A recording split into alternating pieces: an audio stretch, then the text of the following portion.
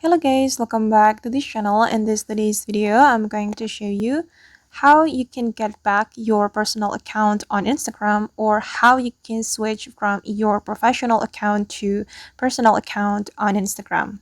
Okay, let's get started. Here I have opened my Instagram application, and first of all we can go to our profile. Just click on this profile and you can go to the professional dashboard right here on your profile. Just click on it and you have to select this one, the settings icon on the top right.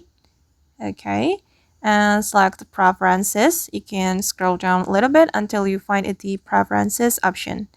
Okay, and here you can go to the bottom until you find this switch account type option. Okay, and if you want to get back your personal account, you can click on switch to personal account.